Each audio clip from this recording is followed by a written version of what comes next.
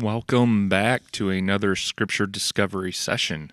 We are moving along in our Proverbs series, and this week we are focusing on money and generosity.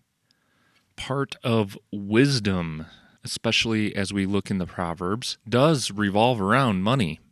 We will not be going through all of the Proverbs that talk about it, but I think we do have a great representation here. And again, we will be going through each verse one at a time, and they're in no particular order except for numerically. And again, we're looking for particular themes when it comes to money and generosity. And so with that, make sure you have the passages printed out.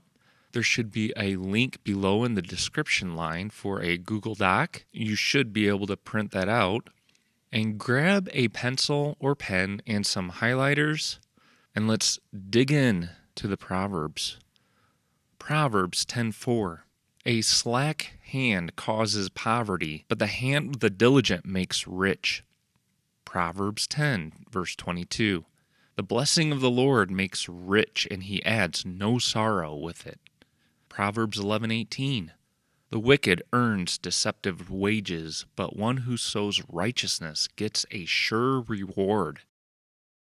Proverbs 11, verses 24 through 26. One gives freely, yet grows all the richer. Another withholds what he should give and only suffers want. Whoever brings blessing will be enriched, and one who waters will himself be watered. The people curse him who holds back grain, but a blessing is on the head of him who sells it. Proverbs 12, verse 11. Whoever works his land will have plenty of bread, but he who follows worthless pursuits lacks sense. Proverbs 13:11. Wealth gained hastily will dwindle, but whoever gathers little by little will increase in it. Proverbs 15, verses 16 and 17. Better is a little with the fear of the Lord than great treasure and trouble with it. Better is a dinner of herbs where love is than a fattened ox and hatred with it. And Proverbs 20, verse 23, unequal weights are an abomination to the Lord, and false scales are not good. Proverbs 28, verse 28. A greedy man stirs up strife, but the one who trusts in the Lord will be enriched. All right, let's start back at the top. Proverbs 10, verse 4. A slack hand causes poverty. We're going to underline slack hand. We're going to highlight the action verbs as well. So we're going to highlight causes and also highlight poverty. Poverty is the result of a slack hand. Now, the first word in the second line seems to be very helpful in understanding the proverb. Again, in this verse, we see that there is a contrast. That's why we're marking the word but. And I'm going to underline the phrase hand of the diligent and make it a different color. This is contrary to a slack hand, one that is diligent. Again, highlighting the action word makes, and we'll highlight the word rich. As you can see, there is a direct contrast. The slack hand versus the hand of diligence. What it causes, or another word for cause, is makes, and it's either poverty or rich. And we shouldn't make red the color for rich. We're going to make it light blue to emphasize the contrast. And if you wanted, the most important word you can circle, and I think that's diligent. That's the value that we find in Proverbs that we want, a diligent hand. All right, moving on to the next proverb, Proverbs 10, verse 22. The blessing of the Lord makes rich. We're going to circle the word blessing and highlight the action word makes, or causes would be another way of saying it. Also highlight rich. Now we go to the first word of the second line, and instead of a contrast, now it's an addition to. So we're marking the word and highlighting he adds. This is referring back to the Lord. He adds no sorrow with it. We'll circle the word no sorrow, and we'll highlight the word it referring back to rich. I'm thinking that this proverb is making a distinction between those who are wealthy and understand that it's a blessing from the Lord, rather than those who have obtained wealth in questionable ways or in sinful ways. And I'm putting this little note next to it, as opposed to riches with sorrow. I think it's the idea that when wealth comes by blessing, that kind of wealth comes from doing the right things and being obedient to Him, following wisdom. When we gain wealth in that way, sorrow is not attached to it. However, if you gain wealth through worldly means or sinful means, sure, you will gain wealth, but sorrows will be attached to them. At least that's how I understand this proverb.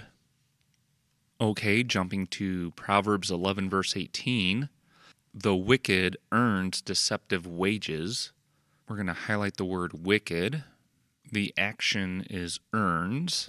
And we're underlining deceptive wages. Moving to the second line, it starts with the word but, which means we understand this proverb as a contrast between two ideas. The wicked earns deceptive wages, but one who sows righteousness gets a sure reward. We're going to highlight this whole phrase, one who sows righteousness. That's in comparison to the wicked. The wicked and one who sows righteousness. We'll also highlight the word get, which is the action, and underline sure reward. And I think it would be good to take a little time and compare and contrast the first line with the second, specifically the phrase deceptive wages and sure reward. For me, the first question that comes to mind is, what does a deceptive wage look like? Maybe that it appears to be a wage or a good wage. Maybe it's deceptive in the way that it's a wage that I thought I wanted, but when I actually get it, it's actually disappointing. Compared to the one who sows righteousness, and they get a sure reward. And I really like the word sure. It's a certainty. It's the opposite of a deceptive wage. It will not be taken away. And I don't think it necessarily means that it's a monetary reward. It can come as an emotional reward. It brings joy or peace or contentment. And I'm sure that there's spiritual rewards that come with it as well. And I don't mean a spiritual reward that results in salvation, but maybe it draws us into a greater intimacy with the Lord, a deeper spiritual relationship with the Lord. I think that's what I'm trying to say.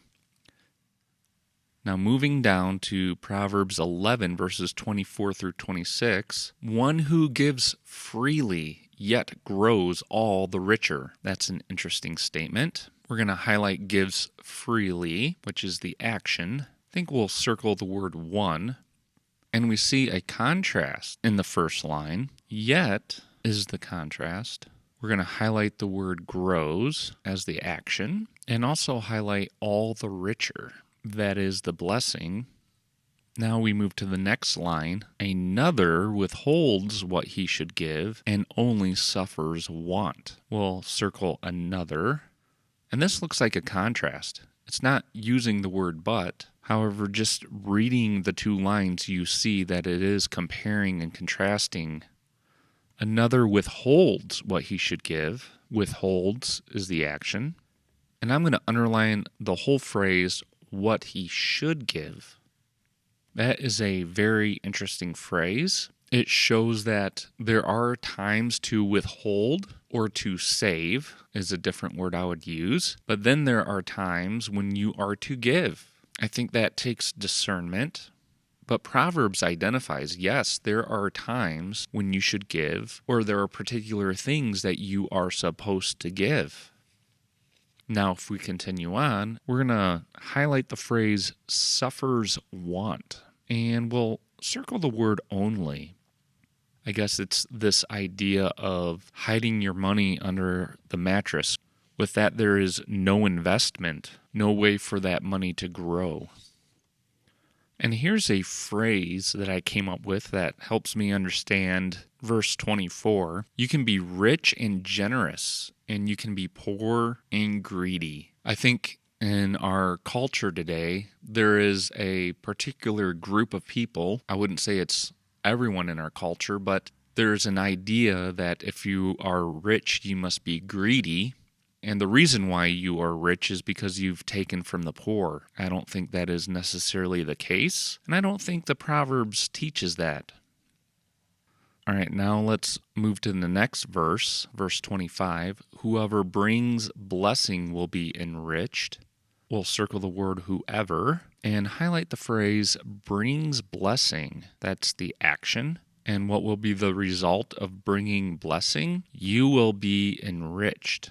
I'll highlight the word enriched, and in the second line, we'll mark the word and, in addition to, or in the same way, equal to, one who waters will himself be watered. Again, we'll circle one who. The action is waters, and what's the result? He himself will be watered.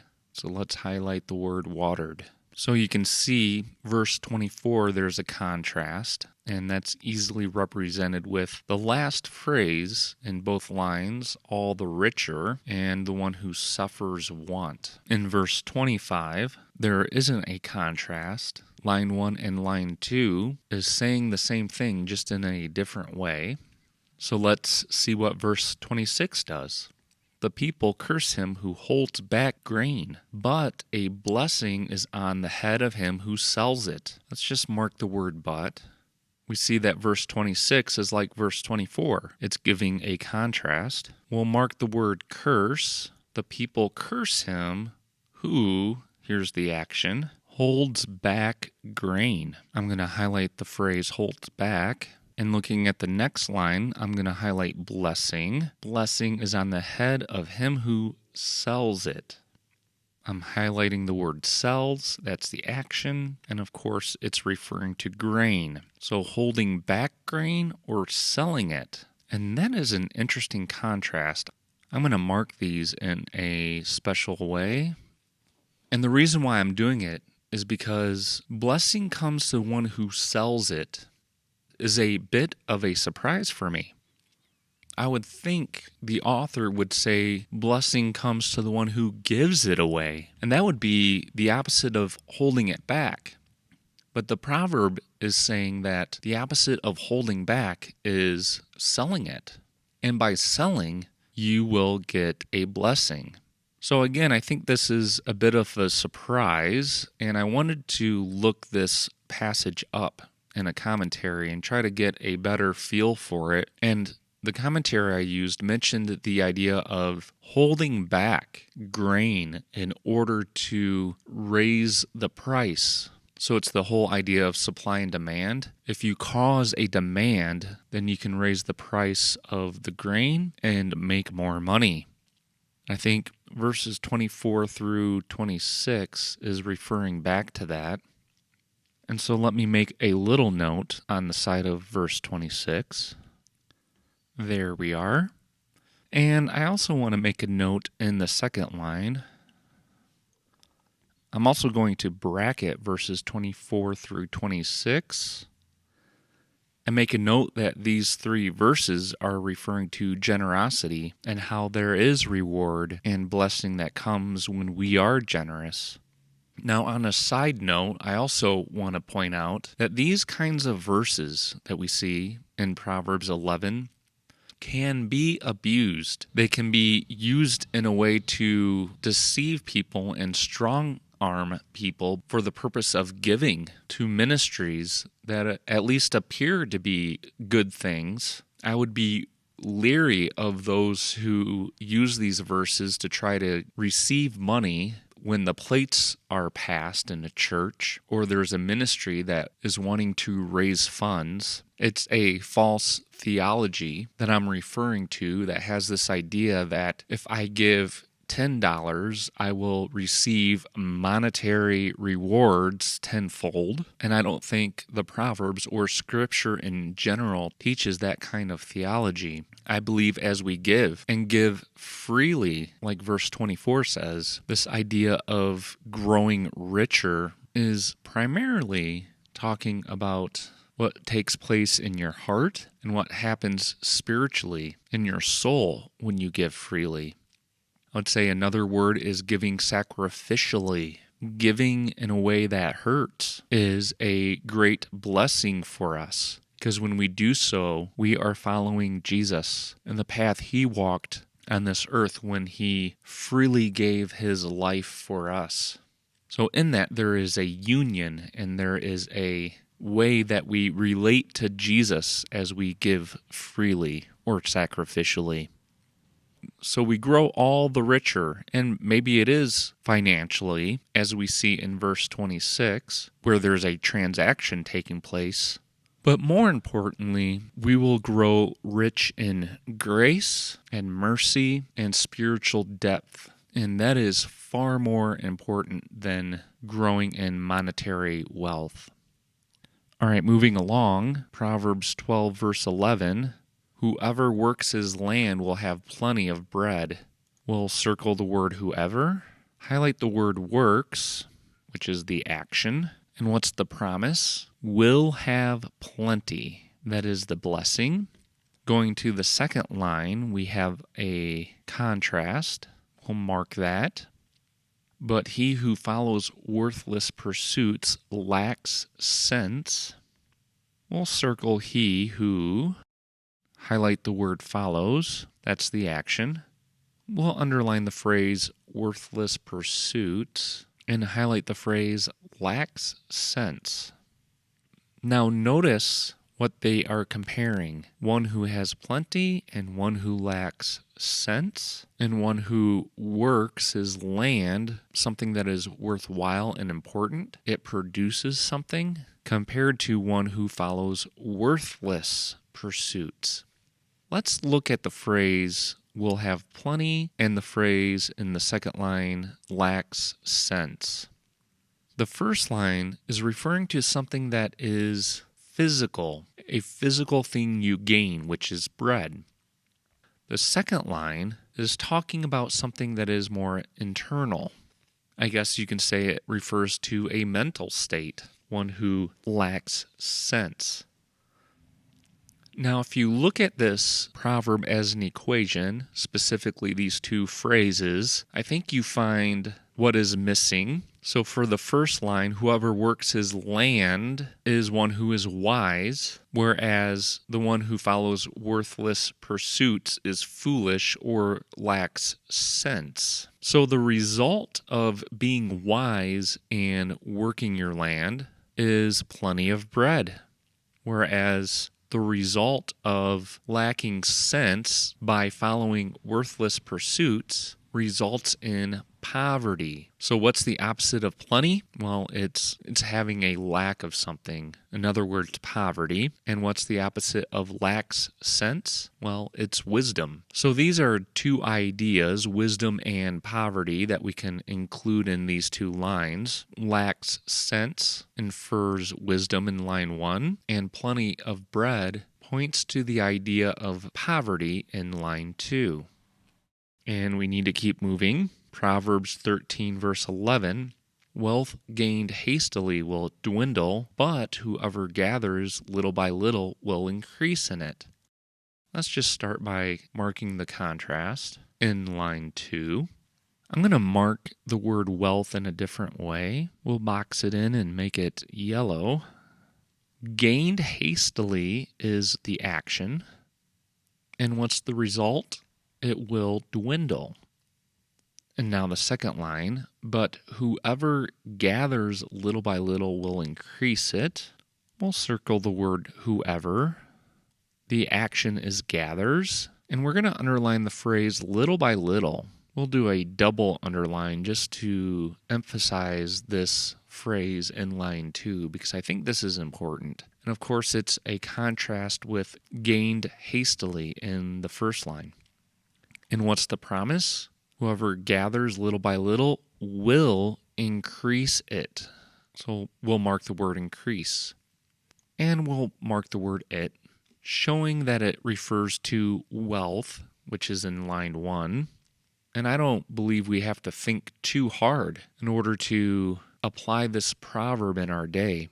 I think of professional athletes who grew up poor, and once they become professionals, instantly obtain all this wealth. And they have so much wealth, they don't know what to do with it all. And so basically they spend it until it's all gone. Now, that doesn't happen to every professional athlete, but it does happen so much that we can list off several stories and accounts of that happening.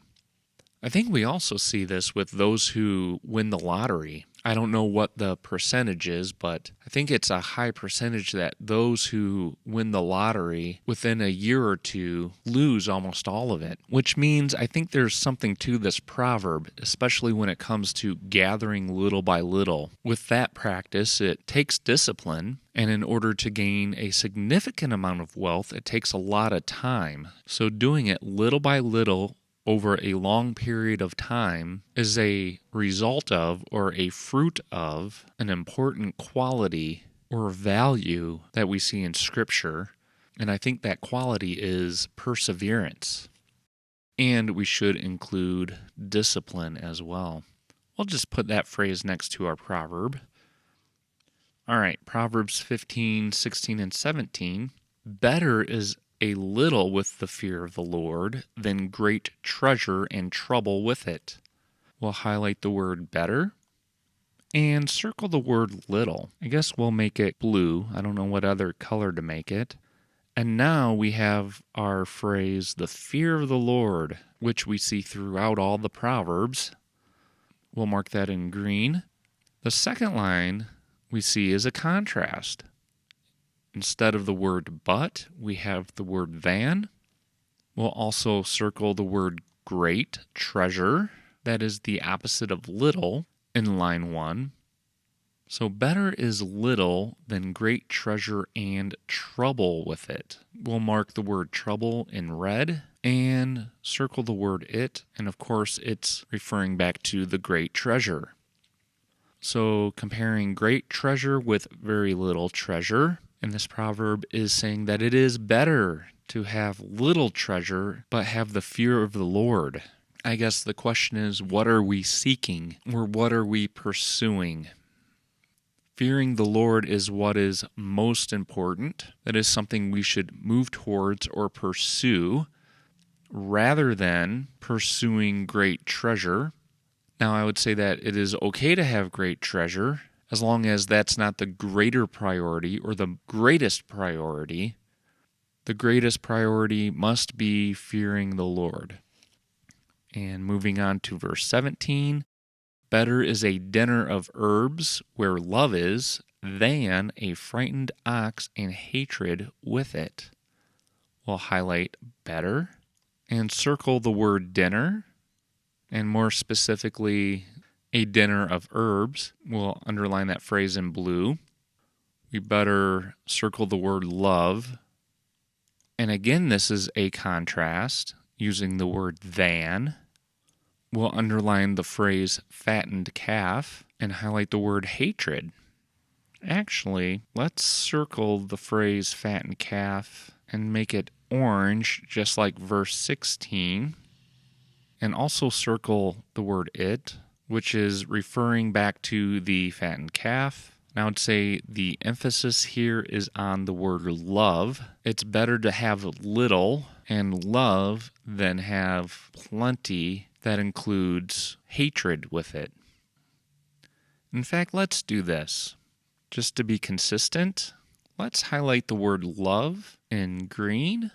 And that emphasizes the qualities that we see in verses 16 and 17, the fear of the Lord and love. I think that's what's highlighted here and what's most important in these Proverbs. These are two qualities we should be longing for and working towards. All right, now moving to Proverbs 20, verse 23. Unequal weights are an abomination to the Lord, and false scales are not good. Let's first look at the second line in the first word. We see that these two lines are equating something. Going to the first line, let's underline the phrase unequal weights. That's a bad thing. In fact, they are an abomination. That is a pretty strong word. It's an abomination to the Lord. And false scales we should underline, and they are not good. This is a pretty simple proverb showing that cheating in order to gain more money is evil in the eyes of the Lord. It is not good. When it comes to transactions, we want it to be fair, and that is a value that God holds to. All right, let's move to our last proverb, Proverbs 28, verse 25. A greedy man stirs up strife, but the one who trusts in the Lord will be enriched. We'll mark the word but, so we know it's a contrast. We'll mark the word greedy man, and we'll make it red, and we'll highlight the action, which is stirring up, and we'll mark the word strife. In contrast to that, we have the one who trusts. So we'll mark that phrase. This is one who trusts in the Lord. Will be is the action. And we'll highlight the word enriched.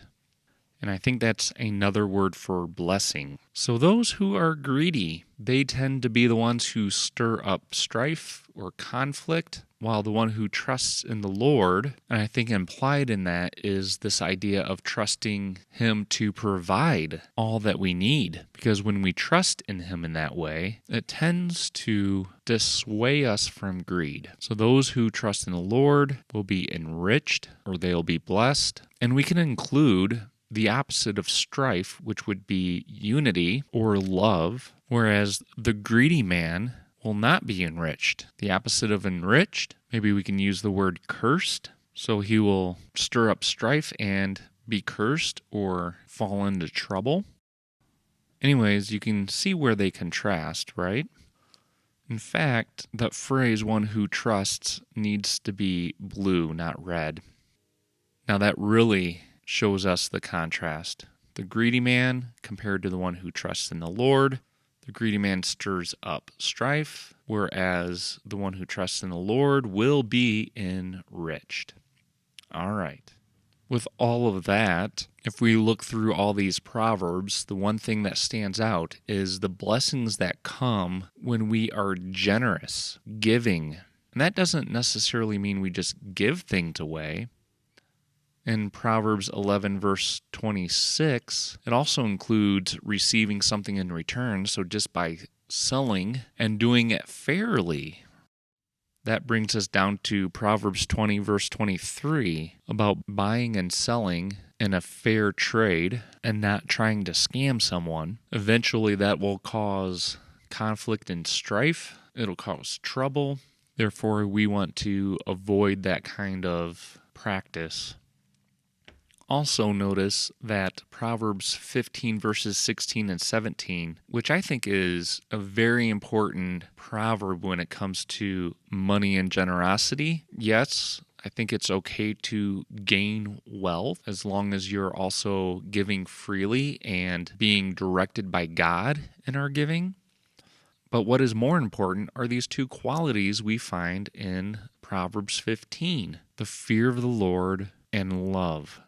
Those two qualities are the ultimate pursuits. Whether you're rich or poor, if you fear the Lord and love God and love your neighbor, you will be blessed. In this life, you will be blessed, but also in the next life.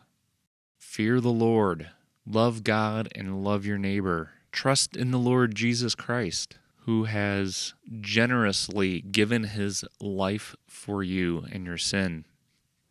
As we read through these proverbs and continue to study them throughout the week, let those truths dwell in us richly.